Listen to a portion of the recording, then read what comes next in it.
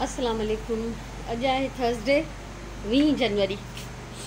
Time थियो सुबुह जा 10:30 ऐं मां इंतिहाई सुस्ती करण खां पोइ हाणे आई आहियां ॿाहिरि त काफ़ी देरि खां आई आहियां, छो त उस हुई त हिते अची बीठमि। मूं अॼु सी घटि आहे सफ़ा, ऐं अॼु जेको आहे ज़हरा बीबी न आई आहे, ॿार जी तबियत ख़राबु अथसि।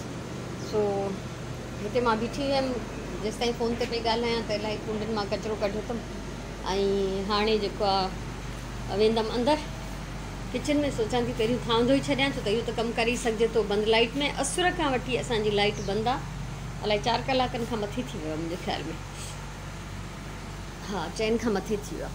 सो बहरहाल ज़िंदगी त गुज़ारणी आहे जीअं बि आहे। ऐं मूंखे जेको आहे जनरेटर खां सख़्तु चढ़ाई, जीअं ॿाहिरि हले थो हिन महिल जनरेटर, त मतिलबु आवाज़ु गोड़ दिमाग़ु ख़राबु थो थी वञे माण्हू जो। सो बहरहाल हर कंहिंजी पंहिंजी पंहिंजी चॉइस आहे, ऐं मुंहिंजी चॉइस बिल्कुलु बि न आहे। सो हिन माहौल में, कुदरती माहौल में बि कॾहिं कॾहिं रही ॾिसजे।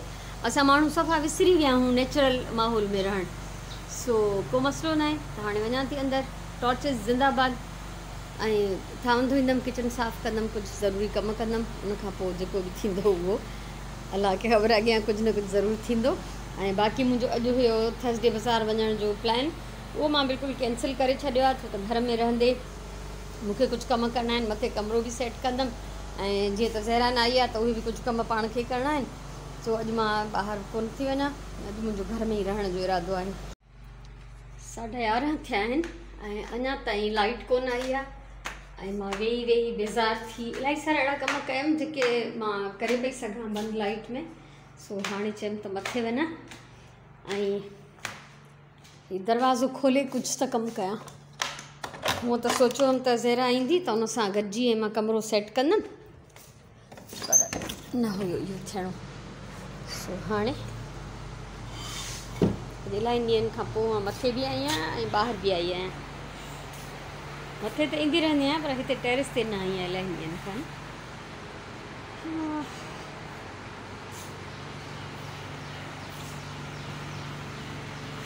ॾाढो सुठो थो लॻे हिते खुले में अची। हिन महिल बि हिते उस कोन्हे, हिन सॼी बिल्डिंग जे करे असांजी उस जेका आहे न उहा रुकिजी थी वञे। सो ऊन्हारे में त असां इंजॉय कंदा आहियूं इन शइ खे, पर सियारे में उस खपे थी। सो मूं चयो त हाणे हीउ दरवाज़ो खोले हिते कुझु न कुझु कमु करे थो सघिजे। हीअ हिते शयूं कल्ह हिते गदा रखियासीं असां। सो हाणे ॾिसां थी, कमरे में हलूं था अंदरि, ऐं फ़ोन जी बैटरी बि हाणे थोरी बची आहे। हीअ आहे हिन महिल कमरे जी कंडीशन। हाणे मां हिनखे कीअं थी चेंज कयां, छा थी कयां, उहो पोइ तव्हां सां शेयर थी कयां। ऐं हिन जा कवर एॾा प्यारा ठहियल आहिनि। हिन जी ज़िप मां हाणे खोली आहे, त अगरि असांखे यूज़ में न हुजनि त असां वापसि फोल्ड करे हिननि में जेको आहे विझी था सघूं, ऐं यानी सेफ़ बि रहंदा। ऐं प्रिंट मथां एॾा प्यारा अथनि। ऐं उनखां अलावा हिन में ही हथु विझण लाइ, होल्ड करण लाइ, खणण में आसान इंतिहाई। सो हे संभाले रखंदमि मां कवर, त अगरि असांखे ज़रूरत में न हुजनि, जंहिं महिल यूज़ में न हुजनि, उन महिल बंदि करे असां रखी छॾींदासीं त हे वेरे थियण खां बि बची पवंदा। सो कमु स्टार्ट कयो अथमि। मुंहिंजे हिन मिरर जी स्टोरी लाइन खे ख़बर हूंदी। कल्ह जीअं मां चयो त मां हीअ मुंहिंजे पुराणे कबट जा 2 ताक आहिनि। कबट जेको बिल्कुलु भुरे पियो, पर हिन जा मूंखे हे आईना ऐं हिन जा जेके ड्रॉर्स हुया, खाना, मूंखे ॾाढा पिया वणनि। सो मां हिनखे हितां हैदराबाद मां ई हे कुंडा हणाए आई हुअमि टंगण जे लाइ। हिनखे मां काफ़ी साफ़ु कयो आहे।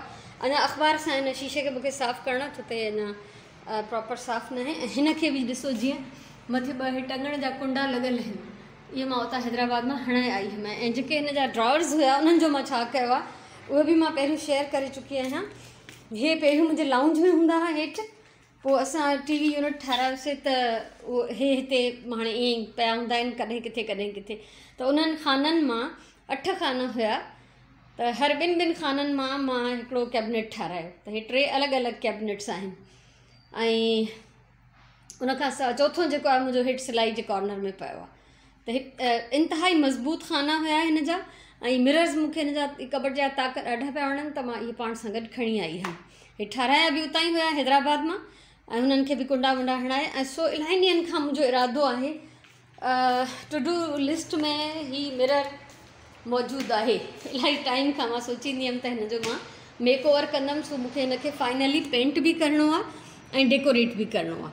त इन में अञा टाइम लॻंदो, पर फ़िलहाल मां हिनखे कुझु बहितर कंडीशन में कयो आहे। अञा थोरो चमकाईंदीमांसि, त जीअं हिनखे मां जेको मेक ओवर कयो हो, सजायो हो, ईअं मां हिनखे बि सजाइण थी चाहियां।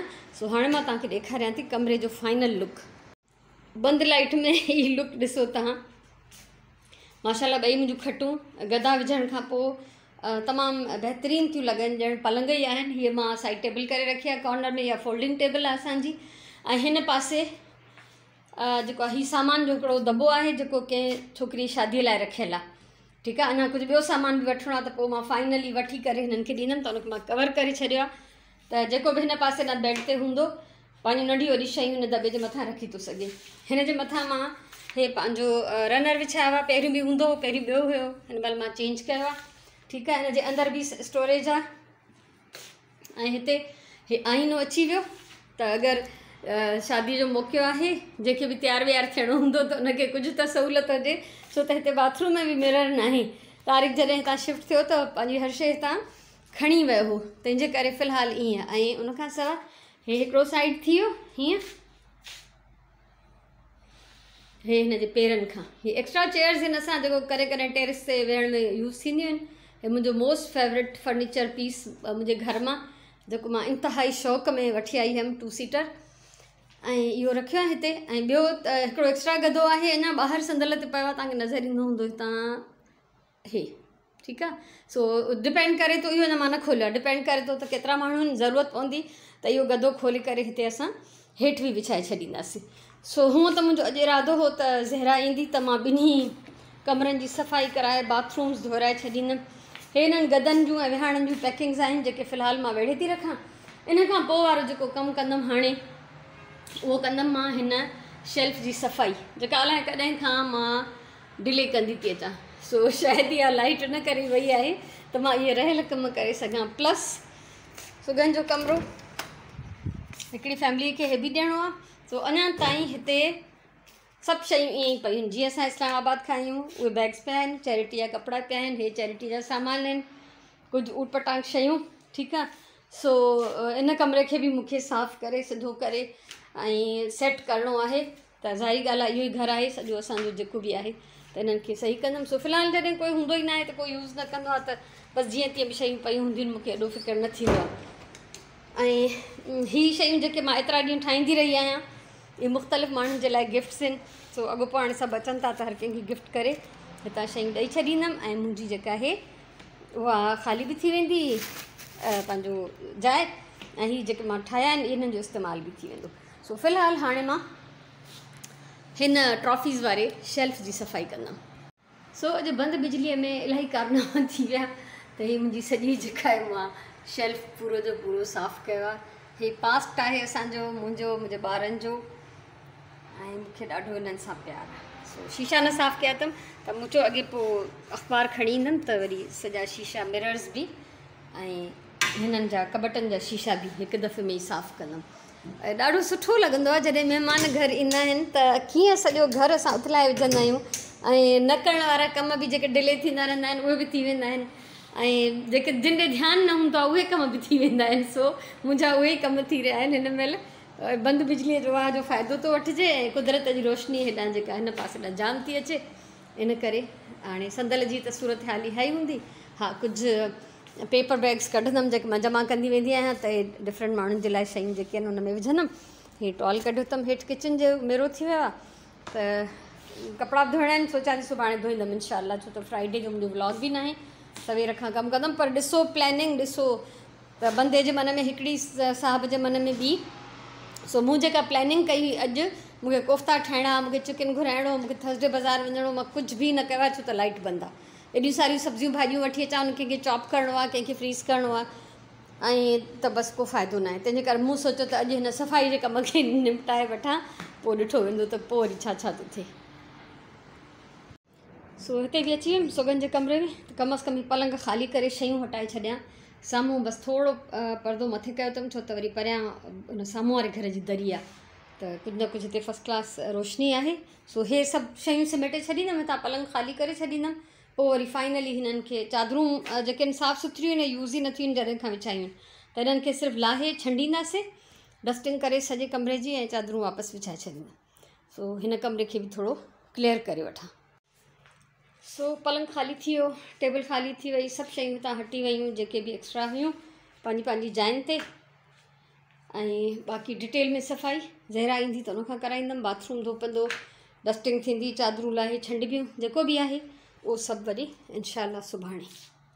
ही काफ़ी टाइम पहिरियों मां हीअ टेबल ठाही कपिड़े जी आहे, हिन जी वीडियो बि अवेलेबल आहे मुंहिंजे चैनल ते। सो हिन जा पावा थी विया आहिनि लूज़, त इहे चारई पावा मां हिन जा हटाए छॾिया आहिनि, पटे रखिया अथमि। ऐं इहे मां हिन में ॿीहर हणंदमि, छो त पर मूंखे खपंदी हिन में हॉट ग्लू सां हणणा आहिनि। सो ग्लू गन हलंदी बिजलीअ ते, तंहिंजे करे फ़िलहालु हे ईअं हिते ई रखिया आहिनि। सो लाइट ईंदी त मां इन्हनि खे बि जेको आहे सेट कंदमि ऐं हिन पोइ टेबल खे किथे न किथे मां डेकोरेट कंदमि। सो हीअ ॾाढी प्यारी लॻंदी हुई जॾहिं शुरू में ठाही हुयमि, पर अलाए छो हिन जा पावा जेके आहिनि लूज़ थी विया जल्दी। त हाणे अज़ान बि अची वई आहे, मानी बि पचाइणी आहे, बोर्ड पियो आहे फ्रिज में, छो त ज़हरा लाइ बि रखंदा आहियूं त उहा बि न आई, ऐं बचियल बोर्ड ॿियो बि हुयो त इहो पियो आहे, गोभी पई आहे, खीरा बि कटिया पिया आहिनि, अटो ॻोहियल आहे, पटाटनि जूं टिकियूं अञा पयूं आहिनि जेके उन ॾींहुं सुराण ठाहियूं, काफ़ी मज़े जूं हुयूं, पर मुंहिंजे हिसाब सां जेको लूणु घटि हुयसि। सो मां हाणे बोर्ड गरम कंदमि, मानी पचाईंदमि, सो खाई पी नमाज़ पढ़बी इंशाल्लाह। अञा ताईं लाइट जो इंतज़ारु आहे। हिन महिल थिया आहिनि राति जा 8:30 ऐं मंझंदि खां पोइ मां वरी तव्हां सां हिन महिल राब्तो करे रही आहियां। अॼु असां सां ॾाढी थी आहे, रुॻो असां सां न, असांजे पूरे हिन इलाइक़े में अलाए केतिरे सारे एरिया में सुबुह 5 बजे खां लाइट बंदि हुई, हाणे 7:30 बजे आई आहे। फ़ोन मुंहिंजो डेड थी चुको हो ऐं हाणे कुझु % चार्ज थियो आहे, त मूं चयो भला व्लॉग खे वाइंड अप करे वठां ऐं पोइ हिनखे वापसि वञी चार्ज ते रखंदमि जेसिताईं मुंहिंजो व्लॉग अपलोड थिए। ऐं उनखां सवाइ एॾो बेज़ारु थियासीं कमु करे करे, आख़िर इंसानु केतिरो करे। 3:30 बजे माए सुराण निकिरी वियासीं तंग थी करे थर्सडे बाज़ारि, हालांकि मुंहिंजो वञण जो बिल्कुलु बि प्लान न हो। भाॼियूं भाॼियूं वरितियूं, कुझु थोरो चैरिटी जो सामान वरितो ऐं एतिरी बैटरी बि न हुई फ़ोन जी जो मां उहो वीडियो क्लिप भरे सघां उन जा। ऐं राति जी मानी जेका पचाईसीं, खाधीसीं, नमाज़ पढ़ी, सॼो ॾींहुं लाइट न हुई ऐं मेंटेनेंस जो कोई कमु पियो हले, किथे रिपेयर वर्क को अलाए छा हो, जंहिंजे चकरनि में असां बसि शल थी वियासीं, यकीन कयो, आसाब थकिजी पिया बिल्कुलु। सो बसि ईअं ॾींहुं गुज़री वियो त मूं चयो थोरो हाणे तव्हां सोचो, हूअं मां असांजी नमाज़ खां पोइ तव्हां सां थोरी गपशप कंदी आहियां। अॼु 8:30 थिया आहिनि, सुम्हियाणी बि थी वई नमाज़, त बसि इहा ई वजह हुई, देरि थी वई ॾाढी। कमकार घणा ई कया आहिनि, पर उन्हनि जी मां विच में काई रिकॉर्डिंग न करे सघी आहियां, छो त फ़ोन ज़ाहिरी ॻाल्हि आहे कम ई न पियो करे, वेचारो थी वियो सफ़ा। सो हाणे अॼु जो व्लॉग मां हिते ई थी ख़तमु कयां ऐं सुभाणे जी पक न थी सघंदो व्लॉग बि ठाहियां। बहरहाल हूअं त फ्राइडे आहे 3 बजे इंशाल्लाह, बिजली बेगम जो को एतवार कोन्हे, कुझु चई नथी सघां त छा थींदो। सो बहरहाल अगरि सभु कुझु ठीकु रहियो त 3 बजे लाइव में मिलंदासीं। सो हिन महिल ई व्लॉग हिते ई ख़तमु थी कयां पई। ख़ुशि जो, आबाद जो, सलामत जो, मुंहिंजे तरफ़ां इलाही सारो प्यार, इलाही सारियूं दुआऊं। सो इंशाल्लाह ज़िंदगी रही त सुभाणे वारे लाइव सेशन में मिलंदासीं। जे मूड थियो या कुझु मां अनोखो कयुमि त व्लॉग बि ठाहींदमि। सो अॼु जी जेका प्लैनिंग हुई उन मां हिकु बि पूरो न थियो, कुझु बि न थियो। बसि हालांकि टाइम ज़ाया कोन थियो, ॾींहुं सॼो कमकार थींदो रहियो, पर मतिलबु प्लैनिंग जे मुताबिक़ न थिए त बसि पोइ कुझु न थियो सम्झो। सो बहरहाल अलाह जो शुक्र आहे जो हाणे वेठा आहियूं आराम सां। हर शइ चार्जर जेके न चार्ज पिया थियनि, सभु कुझु चार्ज पियो थिए ऐं उन सां गॾु गॾु असां बि। सो सुभाणे ताईं अलाह वाही।